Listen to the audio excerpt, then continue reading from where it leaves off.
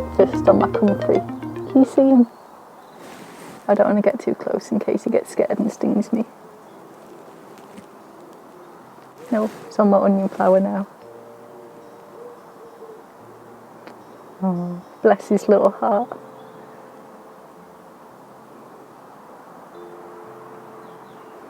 I do like feeding the bees. Hi, I'm with Heather and welcome to my garden. So today I'm going to be taking you through some of the little changes that have been happening this week. So come have a look. Over here I finally planted out my courgette. I've been hardening it off for the past week. The variety is it's that round one, the French one I said couldn't say the other week. Denise, a fruit rond, roughly translates as round fruits of Nice. Over here my strawberry plants are looking rather nice and green. Got my little flowers on them there. Mint, oh my gosh, this is chocolate mint. It smells absolutely heavenly, really does. Over here, this is another type of courgette. This one's a more vining kind. The type is sunburst, I believe. Yep, it's a patty pan sunburst. So not quite got its true leaves yet, but it will. It's been out overnight and it seems okay. These are my little varieties of kale. As you can see, I've got quite a few. You see, what happens with the kale is that last year I did not plant this in time, and I have learned from my mistakes, because all last winter I was miserable and I was thinking, I have nothing to eat, I have nothing growing in my garden. It's ever sad. So I was like, I will make sure I plant kale in plenty of time this year. So I have. This particular kind that I'm holding is Nero di Toscana. This is actually from seeds that I saved myself. Got a bunch of other varieties as well.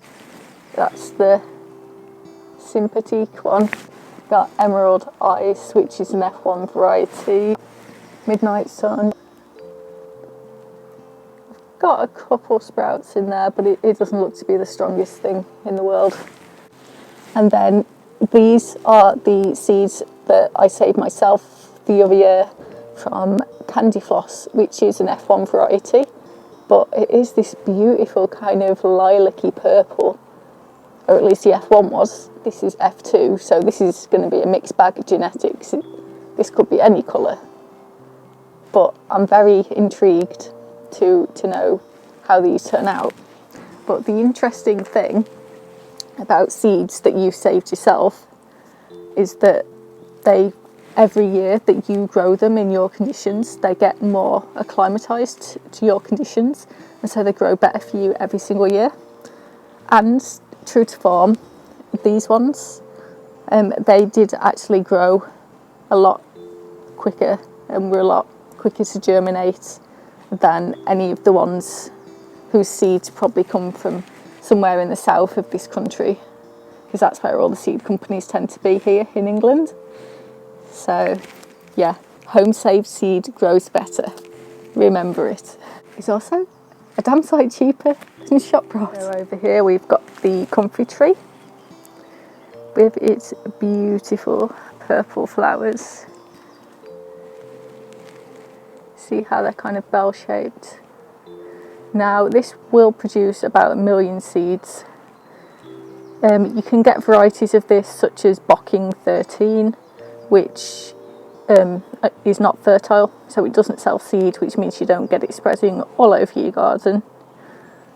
But I like seeds, so hopefully this isn't that one. Over here we have one of my favourite bits of the garden. This is my mint coming out of my herb table, and one of the best things that I like to do is just run my hands over the top of this and just inhale, because it smells so beautiful. It really does. It's just such a good smell, and you can see, I mean, it's huge. So this will actually be ready for cutting and drying for tea.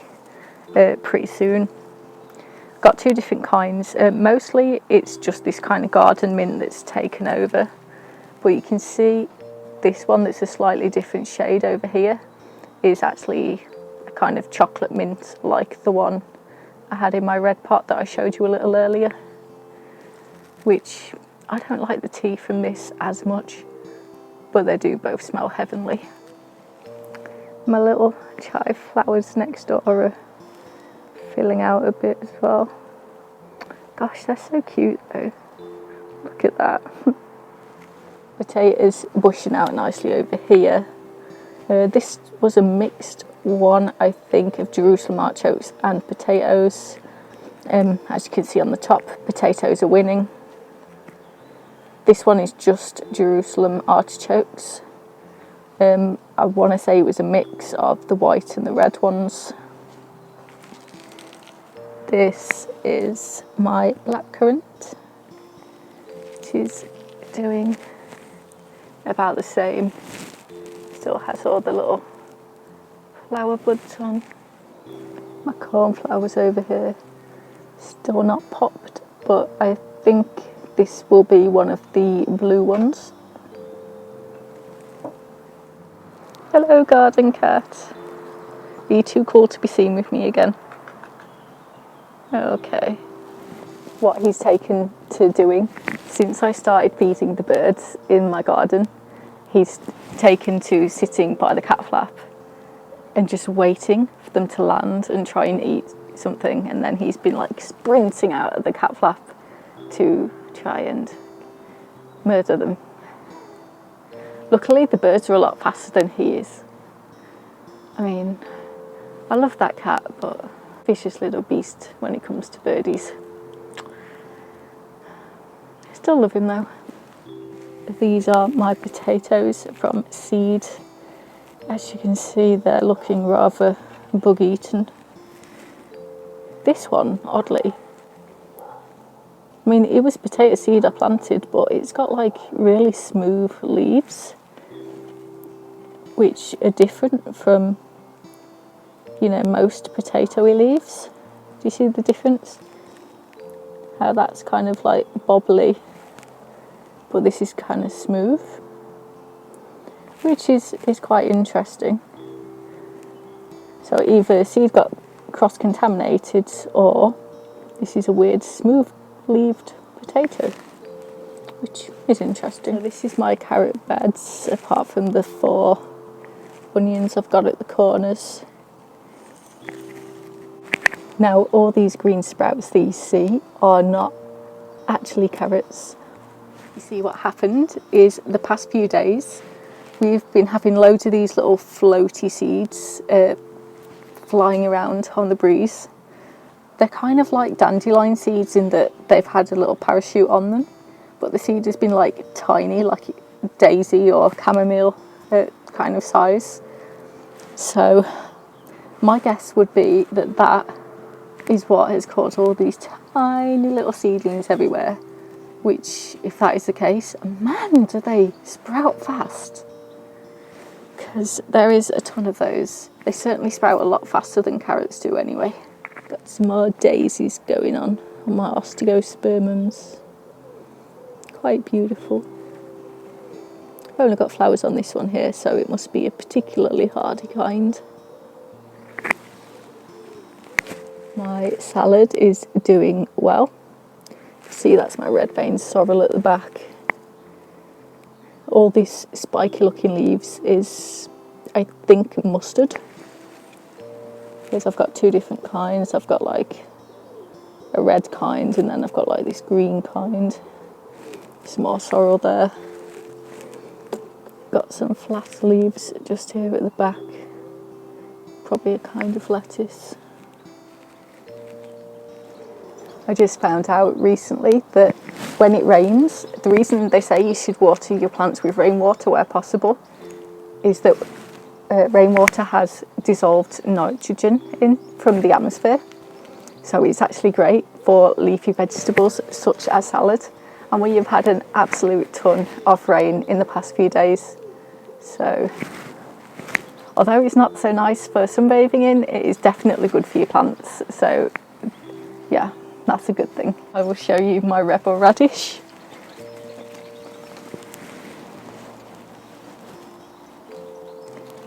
I mean, look at these leaves. Huge. That's getting a decent sized radish there as well. Just happily growing away in my raspberry. My little rebel strawberry plant over here is doing well as well. I wonder if that'll actually make fruit this year. Hope it will. Although with it just being down here, probably the slugs will get most of it. So my peas are doing nicely over here. Don't ask me what variety they are. They're an early variety, so something like Meteor, Douce Provence. Just anything that said early on it, I just planted. Over there, this here is my passion flower plant. So that's doing well. Over here is my dandelion. Down at the bottom you can just see planted some peas, which if I remember correctly are Sweet Sensation. Is it? I don't think it is Sweet Sensation. It's a yellow mange tout with purple flowers that I have had a crush on ever since I first saw it in a catalogue, which when I remember the name I will pop up on the screen for you. There's one at the back there. There's a couple more there. One there. I basically planted it all around the perimeter of this thing. Got my mullein here, which I don't think is quite dead. It does feel really nice and soft. So, fun fact, during lockdown they were actually advocating the use of mullein leaves as toilet paper because none of us could buy it in the shops because people were queuing up like before the stores opened, and 10 minutes after the stores had opened apparently all the toilet paper was sold out. And it's, when you think of it now, it's like that's just such a crazy thing to have happened, but yeah, that really did happen. Life's weird sometimes, isn't it? Got little garden cat over here. You're going to be sociable, mister. Are you? He says, no, go away. So we will. My carrots are, oh, these are so nice to stroke, it's so tactile. Carrots are doing rather nicely. Yeah, you can see on these radishes, they're getting true leaves now. So quite a few, there's some more back here that are getting true leaves. Quite a few actually. The interesting thing is that this bed is more shaded than this one. And I planted a bunch of radishes in here too. But although there's a couple that have got true leaves going on, they're a lot smaller and less advanced than in the bed right next to it. But this bed gets more sun because they were planted exactly the same time. So for anyone who's wanting to find something to plant in a shady area of your garden, try radishes because they will actually do really well. Got a bunch of nasturtiums coming up just over there. Don't ask me what kind, I think they were just a climbing variety. Got some more just poking out the back here. You can actually eat these leaves, they taste kind of peppery. You can also eat the flowers of nasturtiums as well. I've been led to believe that every flower has a slightly different flavour. The only thing you have to be careful of is obviously wash it, because a lot of insects like nasturtium flowers. And indeed, there's a lot of caterpillars that like the leaves. Another reason people tend to plant nasturtiums is as a sacrificial crop, because caterpillars love it. they are just all over it. So what they do is they plant nasturtiums to attract all the butterflies to lay all the caterpillar eggs on the nasturtiums, theoretically leaving the kale and the broccoli and all the other brassicas alone.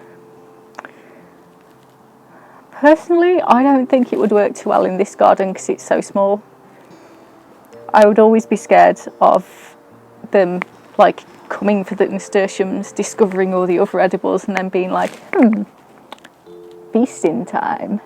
So I don't know if any of you have had experiences of doing that. If you have, I'd be really curious to know what your experiences have been. Did it work for you? Let me know in the comments box below.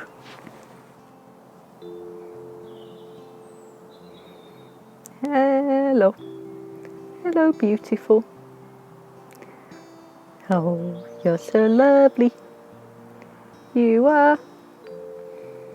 Yes, you are. Are you inspecting the garden?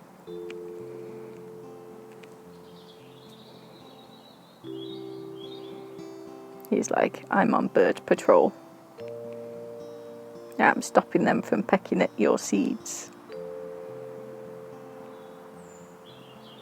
What he doesn't quite realise is the seeds the birds are pecking at are the ones I put out in the feeder for them, purposefully to peck at. So thank you for joining me in my little garden video today. It's been great to see you. I hope to see you again next time. Take care. Bye.